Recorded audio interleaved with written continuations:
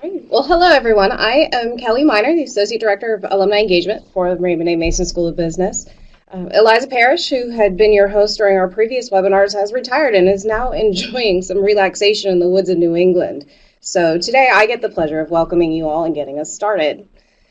We offer these webinars to you as a part of our commitment to support your pursuit of lifelong learning, and I am so happy that you have been able to join us today, and I hope that you'll continue to do so in the future. As always, please submit your questions via the chat box. Professor Kohli will answer all that he can in the time allotted. If we do run over and do not have time to answer the questions during our hour, we will follow up via email. Please note, if you're having difficulty with the audio, try logging out and back in. Audio comes through Adobe, and there is no call-in number for this webinar. So with enough housekeeping, let me introduce Professor Rajiv Kohli. Rajiv is the John N. Dalton Professor of Business at the College of William & Mary. He received his PhD in Information Systems from the University of Maryland in Baltimore County. He's taught at University of Notre Dame, Lehigh University, University of Maryland College Park, and University of Maryland University College. Studies have actually ranked Dr. Kohli among the top 20 MIS researchers worldwide, and he is ranked as a #1 scholar in a recent study on health information technology thought leadership. So we are very lucky to have him with us today, and thank you for your time. So, Professor. Thank you, Kelly, and thank you for that introduction. And good afternoon to you all. Thank you for joining us. So I'm going to be talking about how digital is transforming your business strategy. If you don't think it is, it will. And for many of us, it is transforming our business strategy. We just don't know about it. So let's get started. So here is a riddle for you. You recognize these logos. Many of these companies are very familiar. They're all not around. We know that, or most of them are not around. So my question to you is, what do you think is the common thread across all of these companies? Why are they not around? So give it some thought. And I would say they're not around because each of them lacked an effective digital strategy. So we know what happened with Polaroid. It's not around because it was replaced by digital photography. Sam Goody, I remember going into Sam Goody, looking through all those CDs, and before that tapes, was replaced by MP3, and then, of course, all other formats of music. Radio Shack, which was a physical store, but it's not around because it did not have a way to sell to people online. And of course, we know the story of Blockbuster. The interesting part about Blockbuster is that it was displaced or disrupted by Netflix. That Netflix CEO in 2000 actually flew to Dallas to ask Blockbuster to buy them, to acquire them. And they just said, nah, go away. We don't think that's the future. People like coming into our stores. People like picking out DVDs. And I don't think we'll need you. And of course, we know rest is history. So let me start with this example that I experienced of lawn care. We'll just call this company Lawn Care. I needed somebody to come and take a look at my front yard, backyard for the annual contract of lawn care. And typically you call around and talk to different companies and ask them to come over, take a look at your yard and give you an estimate. Well, I called this company and I said, can you send somebody over who will look at my front yard and backyard and give me an estimate? And they said, actually, we can do that right now. I was a little surprised. I said, how would you know what my lot size is, how much of that is grass and so on? They said, well, give us your address and we will zoom into through Google Maps and we'll know exactly what the size is and we'll give you an estimate right now. So this is what they did. So what you're looking at is a picture of my house. And the green area with those little red marks that you see are things that I posted. I downloaded this software just to experiment with what they were doing. Of course, this is a publicly available version. I'm sure they had a much better version where they could have higher resolution of my yard. And all you had to do was drop these pins in in an odd-shaped lot like the one I have on a cul-de-sac, and very quickly that information is then ported over to a calculator tool, and you can plug in your own numbers per square yard, how much does it cost you, and very quickly you are able to then generate a quote. And that's what they did. They gave me a quote right there. Now think about this. Lawn care companies are not the first ones that come to mind when we think of digital and digital disruption. But here is a company that used existing tools, which is Google Maps, probably a subscribed version, to create this process where they could give a quote right there. And what does it mean? What it means is that for this business, back of the napkin calculation, they saved about $100 by not having to send somebody out there to look at my yard and give me an estimate. They would have taken a couple of hours driving over, a vehicle, their time, all of that. And the annual contract was only about $500. So $100 on a $500 annual contract is pretty significant savings. But more importantly, what they did was not have me wait as a customer. Because if I waited for somebody to come out and then I had a couple others come out and then maybe the contract would have gone to somebody else. By giving this information to me online, on the phone, they were able to lock in that sale. And of course, they may not pass on all of these savings to me, but they have now essentially disrupted the lawn care business for their competitors, those who still send people out and send a quote in the mail. So here's an example, and it doesn't have to be a large company. It can be a small business. So one of the nice things about digital is that it does not discriminate. Of course, large companies have deeper pockets, so they can invest more money, but so can small companies if they're creative with their ideas. And I encourage you to think about how your business can take advantage of digital strategies and chart a new course for itself. You may start with a small process. It doesn't have to be something large. In this case, it was the quotation process. So what exactly is digital? We've heard a lot of people using the term. What digital really is a way of thinking and way of doing things. It's not a thing. We might say that this is a digital product, but really what digital is how we think about our business and our business processes. How do we think about creating value for our customers? So it's not really a thing as much as it is a way of thinking.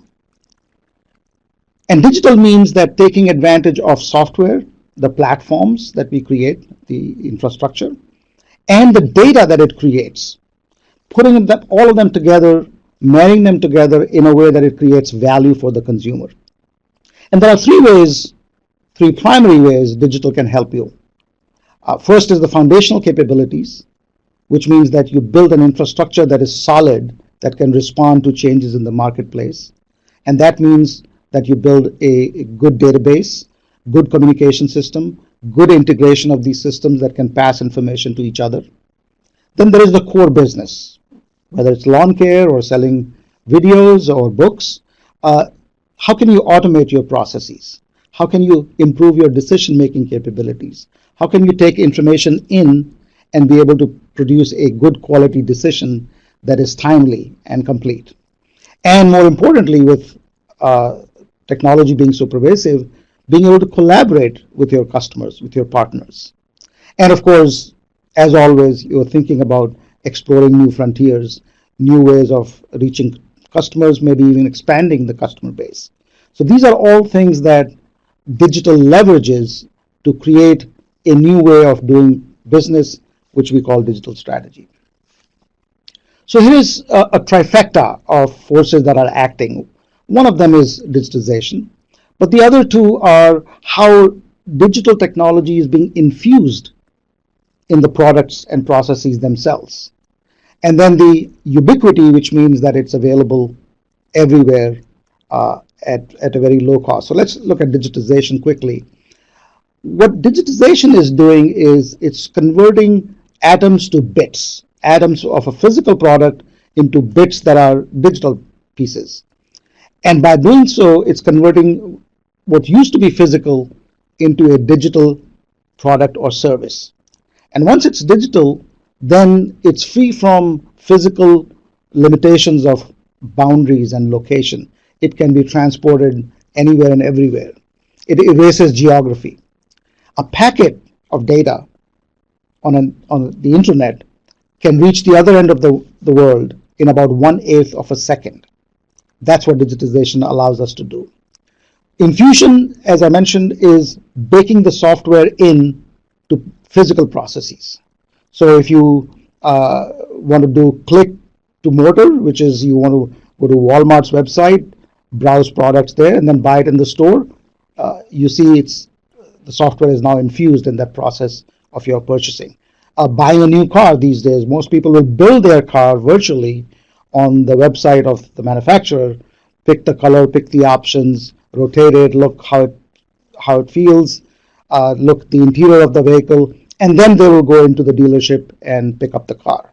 So that's using products through services, whether in the purchasing process or sometimes even converting products to services, as in music now, which used to be a physical product, and now you just subscribe to music. The third one is ubiquity. With the speed of light and internet available so affordable, the cost really is close to zero. And all of these are weighing in on digitization, where the consequences are transportation costs, reproduction costs are nearly zero, which means I can produce a copy of a digital book or a digital movie at very small cost.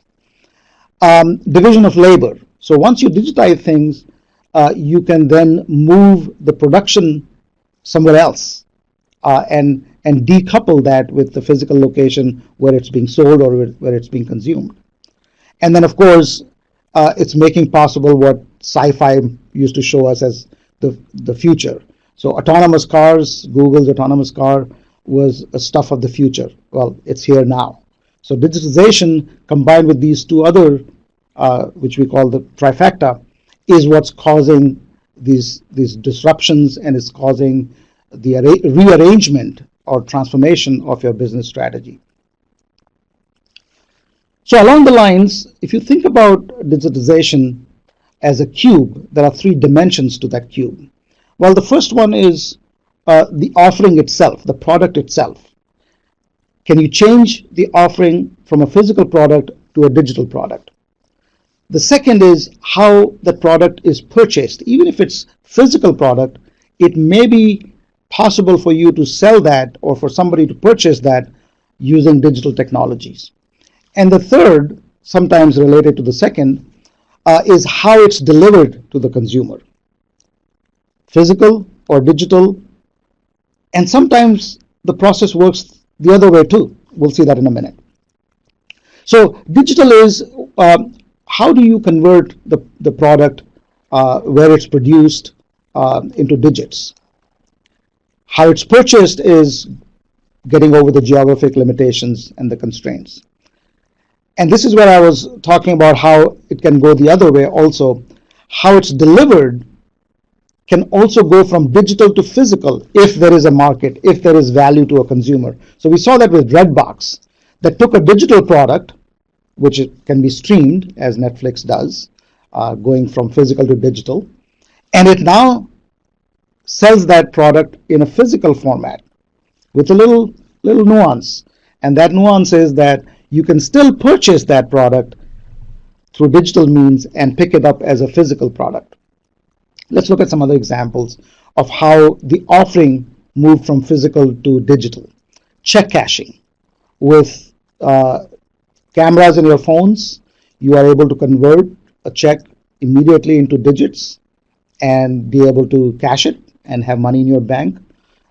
Physical, that required a trip to a bank and getting in line at the tellers, now requires just about 30 seconds to deposit that. And that has become a digital product now, as opposed to a physical paper check.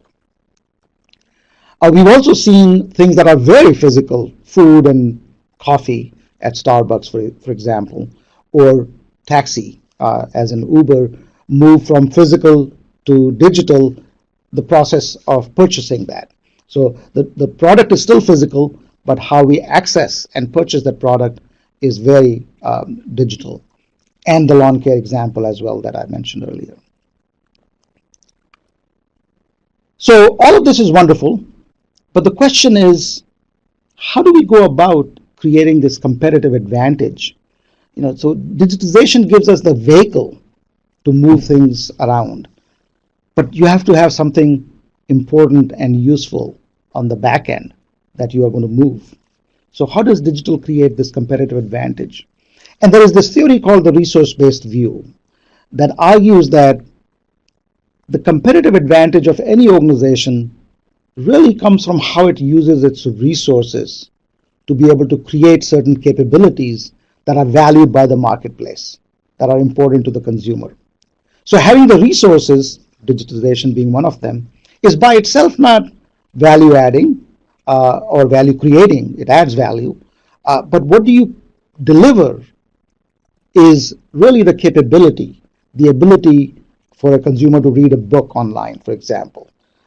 If you are able to convert a book into digits, that's not so important unless you can make it available to somebody who can read it on their Kindle or their iPhone or their laptop. That is valuable to them. So you see how resources by themselves are of limited value until you create a capability that is valued by the marketplace. We'll discuss this idea in just a minute in greater detail. So in the digital marketplace, the infrastructure that we create, combined with analytics, the ability to analyze data that you're collecting, are the resources. So again, the infrastructure and the capability, the ability to analyze by itself are resources. But how do those resources create value in the marketplace? Well, they help you generate capabilities that are then valued by the marketplace, and then you achieve competitive advantage. So looking at this in a graphical format, resources are things that we have. These are things that you and I can buy. Your competitors can buy from vendors, such as databases, such as computers, digital technologies. Capabilities, on the other hand, are things that we can do with those resources. And then those capabilities eventually have to lead to some kind of a value proposition to the market that says, here is what we can offer to you. But notice that you have to have the resources, you have to deploy those resources in a way that creates capabilities that eventually lead to something valuable for the consumer. So sounds good in theory, but let me illustrate this with an example. We are all familiar with FedEx and UPS. Now, I work with UPS, so I can speak to what they have done. I'm sure FedEx does the same thing, how they use their resources and capabilities to bring value to the marketplace. So resources at these two companies and others like these are, generally speaking, IT assets, engineering expertise, data about their customers. They have warehouses and many, many more. So we'll just deal with these for now. So they all have to have these basic resources to be able to be a package delivery company. Well, to you and me as a consumer, these are of limited value unless they can do something that is important for me. So what did they do with these assets? They created a very effective payroll system that processes payroll accurately and efficiently. With combining some of the other resources, they were able to create state regulations. They were able to digitize regulations for each state, and that comes from the state that the customer is in. And so just notice all the arrows going into that dot. They were able to create what's called cold chain logistics, and that came from the engineering expertise that allowed them to store things that need to be cold throughout the supply chain. Logistics planning, and that came from warehouse automation, where they were able to plan what comes into the warehouse, what leaves the warehouse, what time, what place, what needs to go out first, and so on. Now notice that they were able to create a value proposition with 3 of those arrows that are going into same-day delivery. They were able to look at state regulations if they have to do some compliance, and this also applies, by the way, to other parts of the world where different countries have different regulations. With cold chain logistics and logistics planning, they were able to offer something to the marketplace, which was, we will deliver your package on the same day. And these services are available in large cities like New York City and LA, where you can order something in the morning and it'll be there by the time you get home, because they figured out how logistics works, they figured out rules and regulations and so on. On the other hand, they were able to create a capability called multimodal, which means that they they will have, and the customer will have, complete visibility into the supply chain, uh, regardless of the mode of transportation.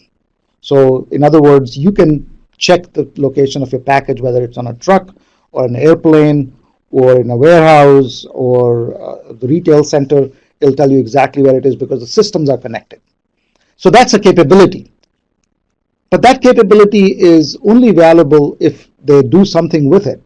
In this case, what they were able to do was to create a value proposition for rerouting packages. So you can go online and say, I'm not going to be at home at this time, but you can deliver it in my office at between this time and that time. So reroute those packages and also help businesses with recalls. If they have shipped something, it's on its way, and they found a defect, they can quickly locate that, intercept that package, and be able to fix that before they ship it again. So that's a capability that converted into a value proposition that consumers were going to pay for, were happy to pay for actually, because the damage that it would do if a defective product was in the marketplace was much greater.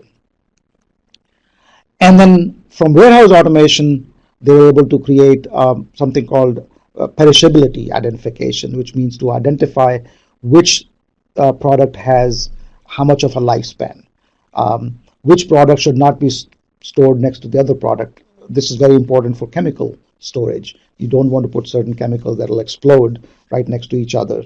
And because of that, they were able to offer something called always fresh. And this was not just food that was always fresh, but also in many cases, they were able to offer services for the medical industry where live tissue was being transported. And that's a big money maker for these businesses. So you can see how resources converted into capabilities, and that converted into value proposition, which is what customers eventually pay for. And so the path of conversion of resources to capabilities to value is what really should be behind your digital transformation. Is you have to continue to create value, of course, this time by using a lot of digital technologies. Professor, we've had a couple of questions come Yes. in. Can you provide an example of digitalization to reduce costs through disintermediation? Oh, so there's a lot of loaded words in there. Disintermediation means how you replace the middleman and with technology.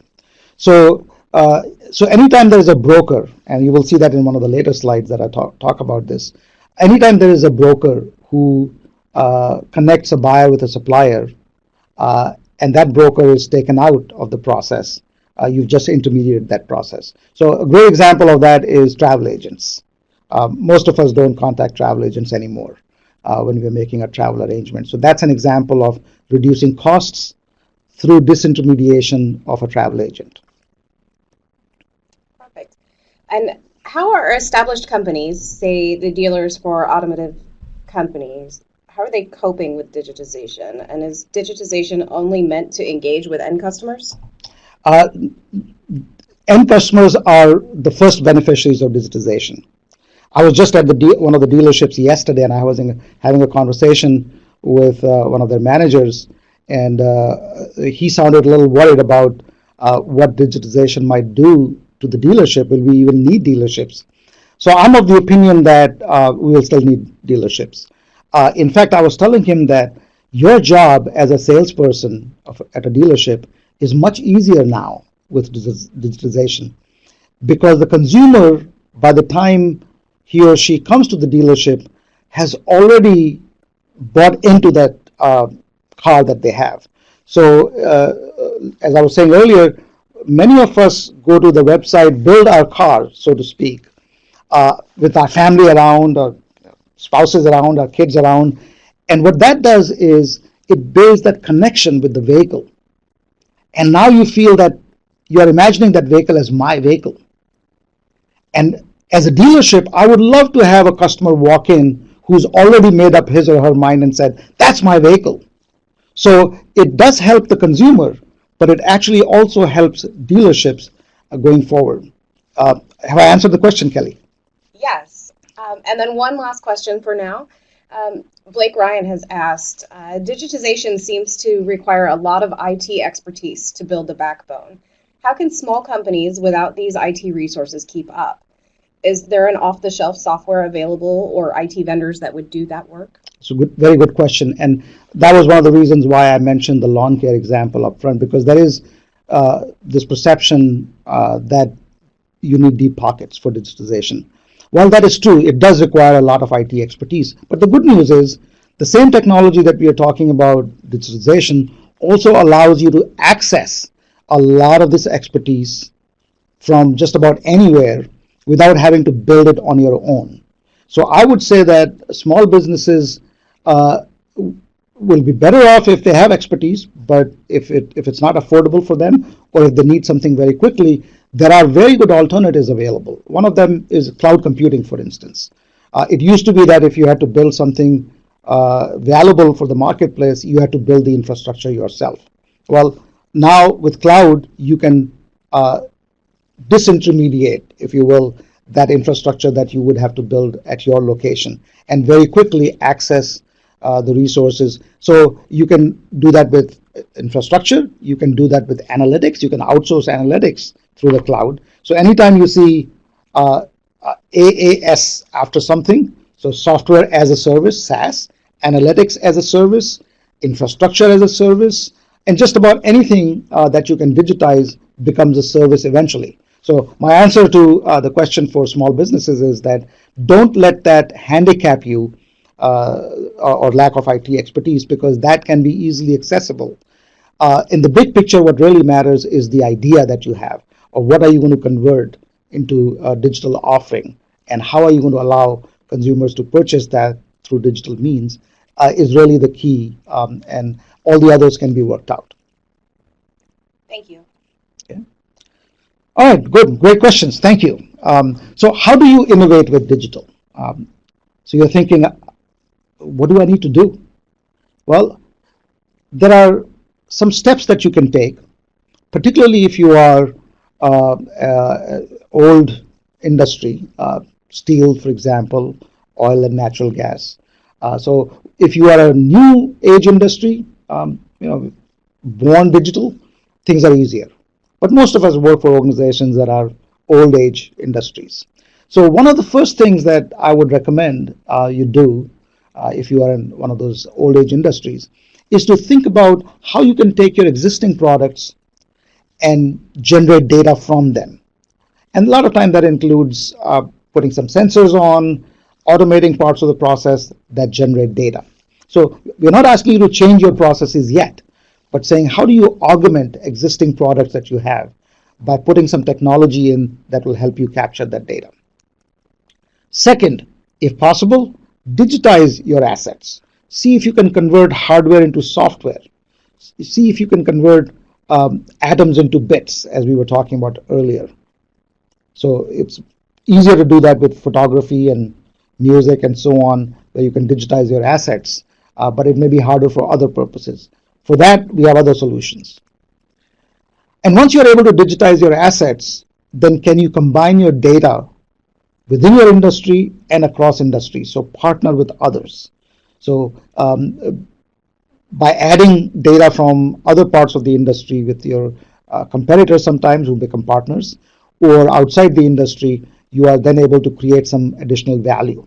So a retail store in England, for instance, was able to get weather data from the meteorological department, which is outside their industry, combine it with their ordering data, and able to figure out that on a hot day, if it's 5 degrees or more higher than yesterday, the sale of hot dogs goes up by this much, because they were able to combine their data with outside data. You can also trade data. So when you get to that level of sophistication where you're able to combine data and create additional value, clearly your data is going to be valuable to others too, in which case you can trade data and exchange data or even monetize data and sell data. As to much of our dismay, many of our credit card companies do, which is why we get those phone calls at dinner hour every night. And then, of course, when you reach the highest level of maturity in digitizing your assets, combining data, you're able to then create a very distinctive capability, which initially may be for your own internal use, and then go out and sell that as a product. So IBM did that very well with their expense calculation system that they had built, because IBM consultants traveled so much. They had automated this process of booking for airlines, hotels, car rentals, meals, and so on. And they wanted to quickly process those expenses and pay whoever needs to get paid. IBM eventually sold that to SAP because they figured that if we need that, many others will need that, and they were able to make some money off of that. So, taking this idea into a real world example, think about how an automotive manufacturer, now the internal combustion engine, which is about 150 years old now, is truly an old industry. How would an automotive manufacturer leverage these patterns of innovation? This, by the way, comes from a reading called The New Patterns of Innovation that's listed at the bottom of the slide. Well, here's an example of how that might happen. So Navistar is an engine maker for these big trucks that was able to then take an existing engine and insert technology into it. So you may not be able to see this well on your screen, but these little blue marks that you see are places where they put sensors in that were capturing information about the performance of the engine, the speed of the engine, how much oxygen it was using, and the maintenance issues, what part was wearing off sooner than others. And then this information was then being used by them to not only make their engines better, but also improve the performance of the engine. And in some cases, they were able to even provide this data back to large fleet owners, either for money or for additional value. So they were able to trade this data for other purposes as well. All right, so now we come to the point where you are thinking, this is all wonderful. Tell me, where do I start? Where do I begin? If I'm thinking of digital strategy, I'm thinking of rearranging my business strategy using digital, what do I do? Well, here are some thoughts. Start by examining your processes that are ripe for digital disruption. Earlier, the question was asked about disintermediation. You can see disintermediation all over these items that I've listed here. So if you're a broker or any process that brokers something, so in this case, stockbroker, for instance, that's ripe for digital disruption and disintermediation, because technology can do that quite well. Any process that coordinates, so dispatcher of taxis, for example, or dispatchers for delivery, those technologies are plentiful now. So you don't quite need a person to be doing that. As we've seen with Uber, it's a digital dispatcher, if you will. Data provider.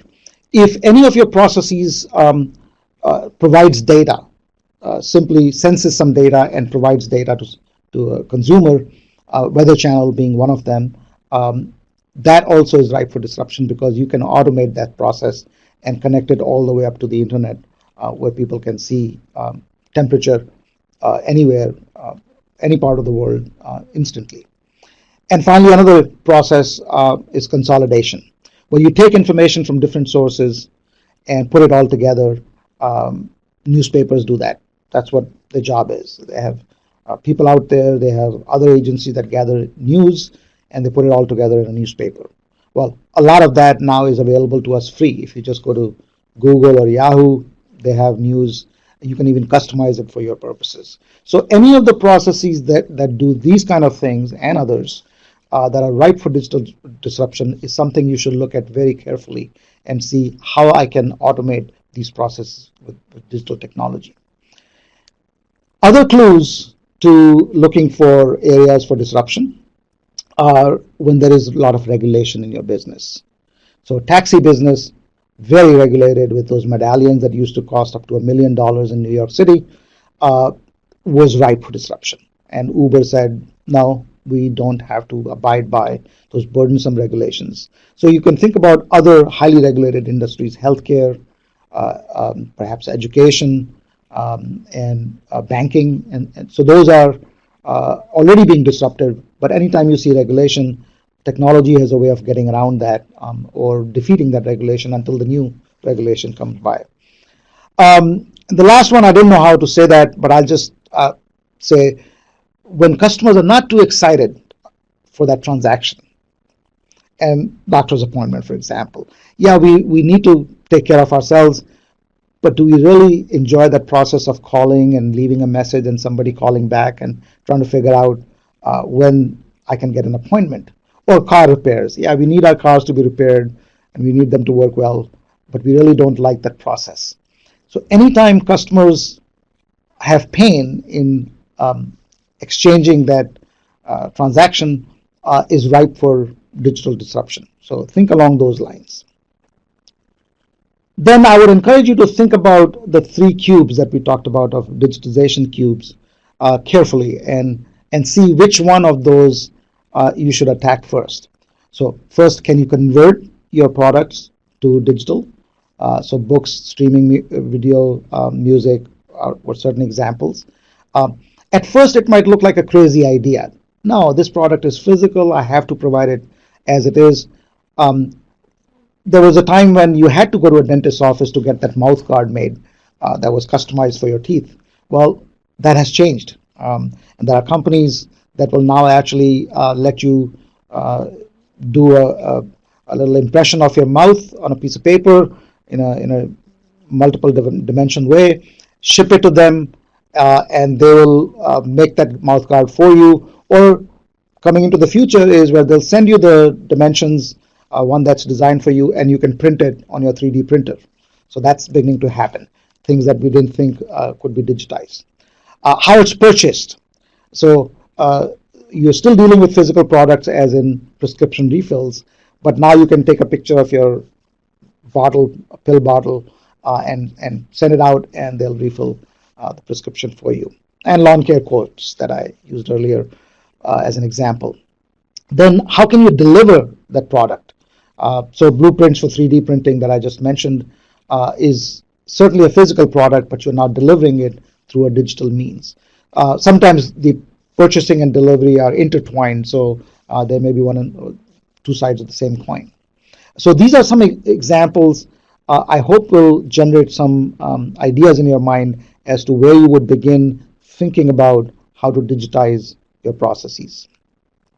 I also want to introduce you to this picture that you see often referred to as an S curve because it looks like an S. And this speaks to disruption in general and how organizations respond to disruption in their business. So at first, the signals are very faint. They're hardly detectable. Then they become clear over time. Then eventually that new technology becomes inevitable. And then it becomes part of normal everyday business, what they call as the new normal. I'll let you figure this out and read this at your own leisure. There's a lot of information packed into this, and there's a reference available for you if you want to read the whole reading. But bottom of this, you will see incumbents move. This is the main entrenched business and how they react to each of these stages. So the red line that you see with the circles in the middle are the new business models. These are usually the renegades. These are people who come up with new business models and they try to disrupt the businesses. Most of us are in that bluish green line that you see called the incumbents business model. And we react very differently to that. So on each of these stages, I would encourage you to think about these questions. So when it's very early, when there are faint signals about a new technology that's emerging, what are some of the new models that you're laughing at and saying, this is just a fad? I had that reaction about 20 years plus ago when I first read in Wall Street Journal that There's a company called Amazon that's going to be selling books. I laughed at that. I said, who wants to buy books online? I like to thumb through the books, read the cover, and of course, rest is history. Who's eating away a slice of your business, even if it's a small slice of your business that you're not paying attention to, and you're thinking, oh, this is just somebody experimenting and they'll go away. When the signals start to become a little clear, when there is a validated model, I encourage you to think about that carefully, even if it's hurting your business, and ask yourself, is the model working? Even if it's just a fad or a novel idea, but the proof of concept, is it working? And what can I do about it? When it becomes inevitable, where you see your competitors are now experimenting with that, you have put in some money, you're dabbling in it, and you also see the old fashion, the old models being out of fashion. For example, booking your travel through an agent. It's not fashionable anymore. You just go online and on your iPhone and just do it. So those are signals that are telling you that this technology is inevitable. And the final one, the new normal, it's usually too late when you get to that point. And at that point, either you change or you divest. Most of us divest because change is very difficult to catch up at that point. All right, so transforming your business strategy with digital, a few more pointers for you. Start with thinking about who's threatening your business model with digital. I mentioned a few questions earlier. Even if it's a small slice, who is your Netflix if you are Blockbuster? What data gives you greater insight into your customers' behavior? So a lot of times, customers and the old-fashioned comment box or complaint box is your greatest source of innovative ideas. Customer complaints are a good source of innovative ideas. So can you gain insights about your customers' behavior or even your own operations? Where are you losing money? Where are you making money? What are your most profitable products? Can this data from your digital resources create efficiency for your business? Can it lower your risk? Can it delight your customers? Even if it's the same product, just providing information about the product gives customers satisfaction. So when you pay $25 for FedEx, one of the joys of doing that is to be able to track the package where it is at any given moment. And that gives you satisfaction for which we are willing to pay more compared to, say, the post office. What new market segments can digital enable you to reach? So think outside the box. I know it's a cliche, but here what we mean is think outside your normal business. So Nintendo Wii's biggest customer now is nursing homes because the elderly need physical exercise. And I recently saw that Segway, which is a great product but not commercially successful, is actually being transformed into an autonomous luggage where you are walking through the terminal and the luggage is walking with you. You're not even have to pushing it anymore. So that's a new way of thinking about Segway as a product. I really like this graphic, so I didn't put any words on it. I just copied it from McKinsey that walks you through a new approach of business model innovation. So the part I like about this is that they talk about outline the dominant business model in the industry, a truth that everybody believes in. So for example, in insurance, companies always believe that insurance is too complicated, people can understand that, and we have to have a salesperson to sell that. That's the normal truth that everybody believes in the insurance industry. Well, then this suggests dissect the most important belief and then try to break it, put it on its head. Then sanity test that framework and then translate that belief into the new business model. So I'll let you go over this because these are some good ideas for you to think outside the box. So I'm going to conclude with these three key points that we've discussed. So digital strategy is combining digitization, and we've defined what that is, with your business strategy to create a new strategy, which is often called digital strategy. The second key point I want to make is how do you reframe your digital strategy? Well, you start with the three dimensions that we have talked about. And here I want to mention that every organization has that opportunity, large or small, any industry does not matter. You have the opportunity to choose how you will chart your course, the digital path. That does not mean that everybody will leverage that well, but it gives you that opportunity. And finally, the resource-based view that we talked about. Think about how you can convert your digital resources into capabilities that are then valuable to a customer in the marketplace. And that value to the customer may not always yield higher dollars. It could be uh, doing more business with you. It may be greater satisfaction. It may be lowering the customer risk in any way that value that might manifest. So think about how you can use your resources in creating capabilities that are valuable to the consumer. So that's all I have for now. We'll open up for questions. So we do have a couple of questions that have come in. You spoke a little bit about regulations, and one of the questions is, do you foresee federal agencies will go through digitization too? For example, to speed up the approval process like the FDA or USDA? Very good question. They are already beginning to do that, but very slowly. In fact, you might be surprised to know that federal government is one of the largest customers for Amazon Web Services. So they are using cloud computing. But as it always happens, the regulations, the compliance issues lag behind technology. I'm pretty sure they will do that. It may take a little while. You see that in other countries, for example, Singapore, even countries like India have digitized a lot of their processes. For example, taxation. In Sweden, you don't have to fill out tax forms. They consolidate all the information for you and send you saying this is what your income is, this is what your liabilities are, this is the amount of tax. Hit yes if you agree, and that's it. It's done. I am pretty sure that the government agencies will follow that, however slow it may be. And in reference to the S curves, how do we leverage the faint signals and move ahead of the curve as in a way to be market ready? Very good question, and that is very hard, I should say. So if you read Clay Christensen's work about Innovator's Dilemma, he talks about the fact that uh, companies generally have a tendency to ignore those faint signals and laugh it off sometimes. They just don't accept it because they are very faint signals and they look like experimentation.